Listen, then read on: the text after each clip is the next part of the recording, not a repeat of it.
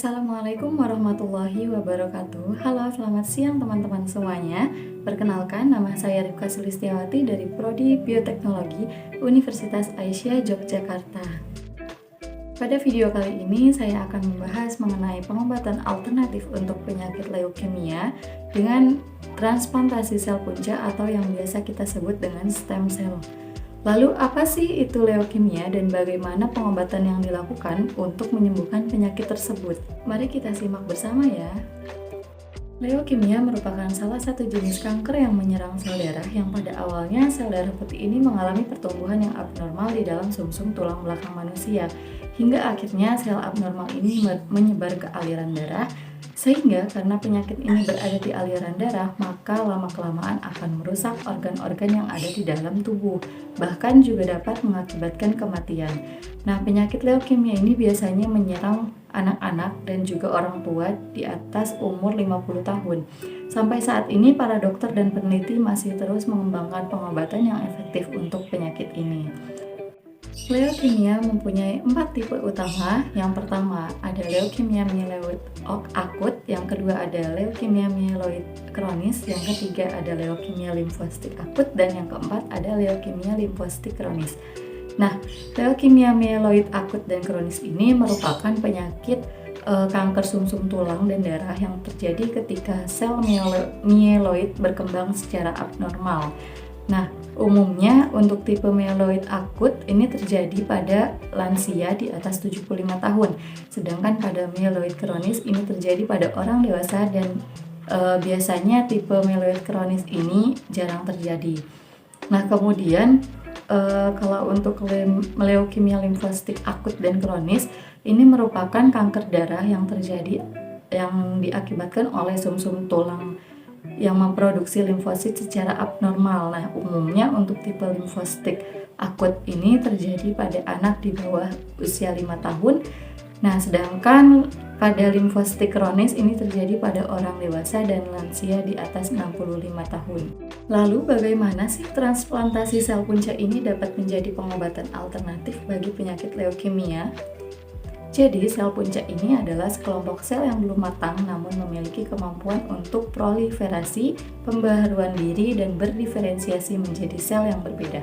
Sel punca ini dapat memberikan efek terapeutik karena kemampuannya dalam meregenerasi sel yang rusak untuk membantu pemulihan organ-organ tubuh.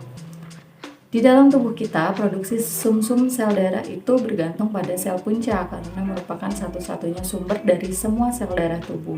Nah, pada penyakit kanker darah ini, biasanya penyakit tersebut dapat merusak sel punca di dalam tubuh, dan ketika penyakit kanker ini menghancurkan sel punca, maka tubuh tidak lagi mampu memproduksi sel darah yang diperlukan oleh tubuh, sehingga pengobatan alternatif dengan transplantasi ini diperlukan agar tubuh dapat memproduksi sel darah kembali dan dapat melawan sel kanker yang ada di dalam tubuh. Nah, transplantasi sel punca ini dapat bersumber dari sel sumsum tulang belakang, sel darah tepi, sel darah dan sel darah tali pusat. Sel punca ini yang didapatkan dari sumsum tulang belakang dan darah tepi bisa berasal dari pendonor ataupun dari pasien yang mengalami penyakit itu sendiri. Nah, sedangkan sel darah tali pusat ini berasal dari sel darah yang diambil ketika seorang ibu baru saja melahirkan, lalu sel darah tersebut dikumpulkan dari tali pusat bayinya. Transplantasi sel punca memiliki 2 jenis yang utama, yaitu transplantasi autologous dan transplantasi allogenik. Transplantasi autologous ini adalah pilihan pengobatan alternatif untuk pasien yang secara fisik kurang cocok atau sulit menemukannya donor yang cocok. Nah, transplantasi autologous ini adalah suatu prosedur transplantasi sel punca yang berasal dari tubuh pasien itu sendiri. Jenis transplantasi ini sering digunakan untuk mengobati kanker darah seperti limfoma, limfoma non-Hodgkin atau Hodgkin, dan myeloma. Kelebihan dari transplantasi autologous ini adalah jarang terjadinya kegagalan transplantasi dan tidak mengakibatkan penyakit graft versus host. Akan tetapi, besar kemungkinan pasien akan mengalami kekambuhan penyakit yang lebih tinggi.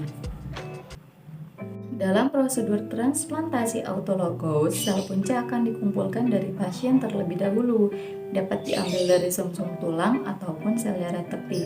Setelah itu, sel punca dibukukan untuk disimpan terlebih dahulu. Setelah pasien menjalani kemoterapi dosis tinggi, baik dikombinasikan dengan radiasi ataupun tidak, sel punca akan dikembalikan lagi ke dalam tubuh. Kemudian jenis transplantasi yang kedua adalah transplantasi alogenik, yang mana merupakan suatu prosedur transplantasi sel punca yang berasal dari tubuh orang lain sebagai pendonor. Jenis transplantasi alogenik ini sering digunakan untuk mengobati kanker darah seperti leukemia, sindrom myeloid plastik, neoplasma myeloproliferatif, dan anemia aplastik. Nah, ada beberapa kemungkinan yang akan terjadi pada transplantasi alogenik ini. Yang pertama, ada graft versus tumor atau GVT. Ini terjadi ketika sel darah putih dari pendonor dapat menyerang sel kanker atau tumor yang berada di tubuh pasien. Kemudian yang kedua ini adalah graft versus host disease atau GVHD. Ini terjadi ketika sel punca dari pendonor menyerang sel sehat dalam tubuh pasien yang akan menyebabkan efek samping bagi pasien. Nah, bagian tubuh yang paling sering dirusak ini adalah kulit, usus, hati, otot persendian, dan juga mata. Dalam prosedur transplantasi alogenik, sel punca akan dikumpulkan dari pendonor. Nah, dapat diambil dari sumsum tulang belakang, sel darah tepi, ataupun tali pusat bayi. Setelah itu, sel punca dibukukan untuk disimpan terlebih dahulu. Setelah pasien menjalani kemoterapi dosis tinggi, baik dengan radiasi atau tanpa radiasi, sel punca kemudian akan dikembalikan lagi ke dalam tubuh pasien. Nah, ketika transplantasi alogenik ini berhasil, sel punca dari pendonor dapat menggantikan sel punca di sumsum tulang belakang pasien, sehingga dapat memberikan satu-satunya penyembuhan jangka panjang dari penyakit pasien tersebut. Manfaat ini hanya dapat terjadi pada transplantasi alogenik. Akan tetapi, di samping manfaat tersebut, transplantasi ini juga dapat menyebabkan komplikasi pada pasien, karena besar kemungkinan tubuh pasien dapat menolak sel punca yang ditransplantasikan dan kekebalan tubuh pasien malah akan menyerang sel punca tersebut. Kedua jenis transplantasi ini akan tetap dilakukan kemoterapi dosis tinggi sebelum sel punca dimasukkan ke dalam tubuh. Hal ini bertujuan untuk menghancurkan sel kanker yang tersisa di dalam tubuh dan melemahkan sistem kekebalan tubuh untuk membantu menjaga tubuh dari penolakan sel yang akan ditransplantasikan. Sel punca untuk transplantasi dapat bersumber dari 3 sumber. Yang pertama ada sumsum tulang belakang, yang kedua ada dari sel darah tepi, dan yang ketiga ada dari tali pusat bayi. Nah, sumsum tulang belakang ini adalah salah satu sumber sel punca karena dari sanalah terbentuknya sel darah merah, sel darah putih, dan trombosit. Biasanya ketika terapi radiasi dan kemoterapi dosis tinggi, sumsum tulang belakang seseorang ini akan rusak dan hancur secara permanen, sehingga transplantasi sumsum tulang ini diperlukan untuk mengganti dan meregenerasi sumsum tulang belakang. Nah, transplantasi sumsum tulang ini telah berhasil diaplikasikan pada beberapa penyakit seperti leukemia, limfoma, anemia aplastik, dan lain-lain. Pada transplantasi autologous, biasanya sumsum tulang ini diambil terlebih dahulu dari pasien sebelum pasien menerima kemoterapi dosis tinggi. Nah, sedangkan pada transplantasi alogenik, pasien perlu menemukan sel punca yang cocok terlebih dahulu sebelum pengambilan sel punca. Pendonor dan pasien akan dites terlebih dahulu dengan mencocokkan jenis jaringan antigen leukositnya atau yang biasa disebut HLA. Nah, jika cocok maka bisa dilanjutkan, namun jika tidak cocok maka dokter akan mencari pendonor lain yang HLA-nya cocok. Kemudian yang kedua adalah sel darah tepi. Sel punca yang berasal dari sel darah tepi ini adalah yang paling umum untuk transplantasi sel punca autologous dan alogenik. Mengumpulkan sel punca dari aliran darah adalah prosedur non-bedah tanpa anestesi dan tanpa rawat inap di rumah sakit, sehingga akan lebih memudahkan pendonor yang akan mendonorkan sel puncanya kepada pasien. Nah, manfaat lain menggunakan transplantasi sel darah tepi ini adalah selnya lebih cepat bekerja, akan tetapi memiliki kelemahan, yaitu beresiko tinggi mengalami penyakit graft versus host pada transplantasi allogenik. Prosedur yang dilakukan sebelum mengumpulkan sel punca dari sel darah tepi ini ada dua. Yang pertama adalah mobilisasi sel punca, yang mana proses ini dilakukan untuk mengalirkan sel punca dari sumsum tulang ke dalam aliran darah si pendonor ataupun pasien jika pada transplantasi autologus. Kemudian yang kedua ini adalah aferesis. Jadi proses ini akan menyaring sel punca dari darah pendonor ataupun pasien menggunakan mesin aferesis. Jadi kemudian sisa darah yang telah disaring ini dikembalikan ke dalam tubuh pendonor atau pasien. Sumber sel yang ketiga ini adalah sel darah dari tali pusat bayi. Tali pusat bayi ini biasanya didapatkan dari ibu yang baru saja melahirkan. Nah, darah dari tali pusat dan plasenta ini dikumpulkan sebelum atau sesudah plasenta dilahirkan.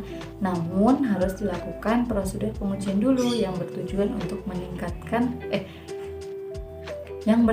untuk menentukan tingkat kecocokan dengan pasien, jumlah sel darah, dan pengujian untuk agen infeksius seperti tes HIV, tes CMV, dan virus hepatitis. Terdapat kelebihan dan kelemahan dari sel darah tali pusat ini.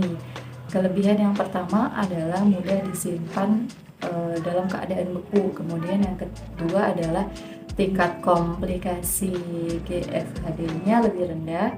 Kemudian yang ketiga, tersedia jauh lebih cepat dibandingkan dengan transplantasi yang lain. Kemudian yang keempat adalah memerlukan tingkat pencocokan jenis HLA yang lebih rendah antara pendonor dan penerimanya. Akan tetapi di samping kelebihan tersebut terdapat juga kelemahan.